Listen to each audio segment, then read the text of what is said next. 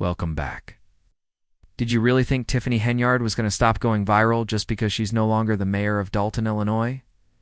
Yeah, no, absolutely not. Tiffany is still out here making headlines, and of course, for all the wrong reasons. We already know she's the former mayor of Dalton and the ex-Thornton Township supervisor. And yes, the federal investigation is still very much active. Technically, she's been unemployed for a while now.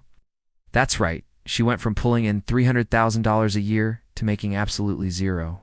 No job, no income, no salary, nobody's trying to put her on payroll. But let's be honest, Tiffany always finds a new way to make a dollar. And after a little digging, surprise Tiffany's back with a brand new hustle.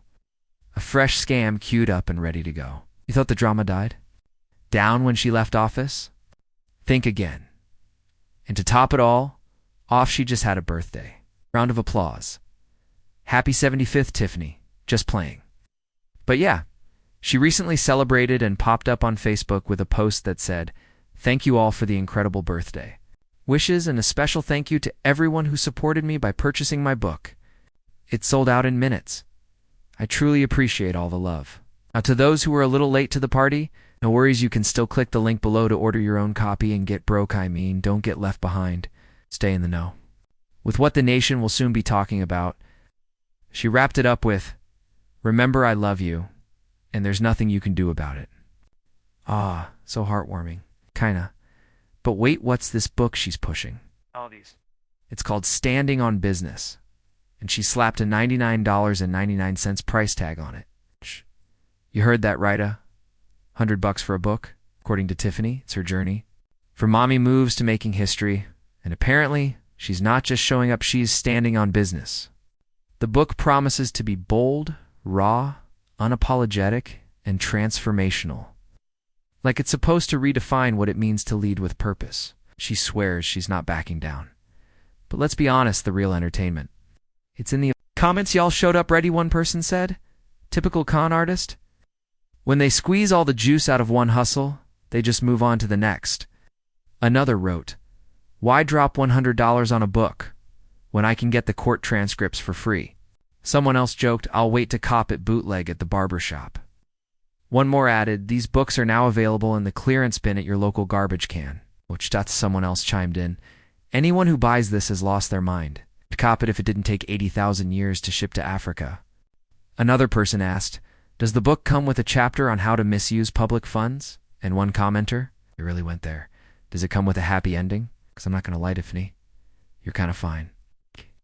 Be real, you down bad now, so maybe we can work something out." Another person dropped this gem, $100. Even the last Harry Potter book didn't cost that much, and the whole world wanted to know how that ended. And then someone came through with the mic drop. Tina Knowles' book is $14.99. And she is Beyoncé as Mama Nand, way richer. Tiffany's just trying to scrape up some bail money. Lock her up. Another person jumped in with $100. Girl, be for real. Didn't really accomplish much, I'm not that curious. And then there was Lamont Bless, his heart being the only one trying to stay positive, saying, "Tiffany Henyard, congratulations, great job, but come on." We all know Lamont didn't buy that book either. Somebody else wrote, "She better save up all that book money for commentary and commissary fees when she lands in prison." And then things went completely left. One dude said, "Tiffany, they're going to try to take your cheeks in there, baby. I wish I could save you, but it's going to be an all-women's prison." Then he added, "And to all the women who never gave me a chance, just wait till I land in a female prison. Somebody's going to say, 'Hey, daddy, receding hairline and all.'" It didn't stop there. A commenter said, "Nobody's buying your book to read it, they're buying it just to burn it, same way you burned the residents of Dalton." Another said, "Ma'am, how many copies did you actually print before you claimed it sold out?" Fair question. Like, does Tiffany even have that many fans? You all know who she is, but how many people really ride for her like that? This blitz? Be honest, this isn't about healing or inspiration. It's a money grab. Tiffany spent her entire time in office throwing parties and using public funds like her personal account. And now she's trying to flip the script and get folks to spend their own hard-earned cash on a $100 book. Be serious. People never had to pay for anything when she was in office. She's expecting people to swipe their cards after everything? Please. She's trying to turn her downfall into a side hustle with premium, pricing like she's J.K. Rowling or Oprah. But hey, she's stacking that commissary before sentencing hits. Gotta give her credit for thinking ahead. Gotta keep something on the books before she ends up needing it on the books. Classic Tiffany, always ready to flip a narrative, or flip a bag. Let's not act like we don't know what really happened. She probably bought those first 2 books herself just to say they sold out. That $100 book, it's a whole mess. Just tell us the truth already. This isn't empowerment, it's narcissism. Who does this? If I'm paying $100 for a book, it better have gold edges and a voice-activated hardback. But no, this is paperback, and even then, it's overpriced. Charging that much says 2 things. 1, you still think you're a big deal, and 2, you're clawing for your old lifestyle even though it's long gone. She claims it sold out. But judging by the comments, maybe 3 or 4 people actually bought it. That's being generous. But she's out here spinning it like it's a New York Times bestseller. So look, the real lesson here. When God gives you an opportunity, don't. Play with it. Don't let arrogance blind you, because just like that, can all be gone. Now Tiffany's out here trying to make back her old salary, 1 overpriced book at a time. Let's be honest, she doesn't have a fan base that deep. People aren't lining up for her version of events. This isn't branding, it's desperation.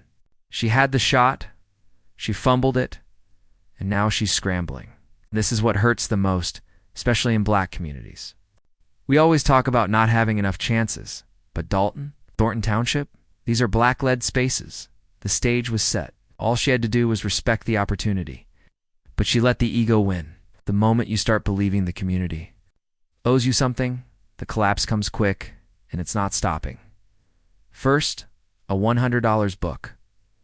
What's next? An OnlyFans with a $100 monthly subscription? You know she'd try it. Somebody out there would sign up. You already know. Anyway, let's shift gears. There's this content creator people keep comparing to Kevin Samuels, his name. It's Black Guru.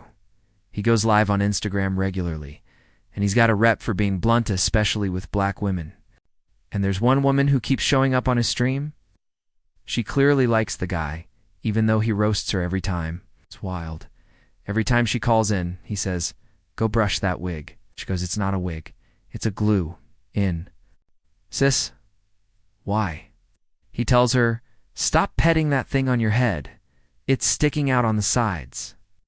She claimed she just got out the shower and didn't have time to fix it. And he said, "Drop the phone and go brush your hair. I'm not talking to you until you do." She stayed on anyway, wouldn't leave. He even said, "You don't got enough sense to comb your head? What's going on?" It's giving chaos. Kevin Samuels used to catch heat for this stuff, but really, why are they still calling in? Why pull up just to get cooked? Some women really don't mind showing up for public roast sessions. Not all, but enough. And this one?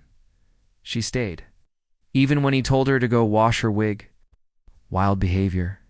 Anyway, X story, fellas. Let me speak to y'all for a second. Ever been so single you had to line yourself up? Yeah, you know what I mean? No girlfriend. Just you and your palm. I've been there.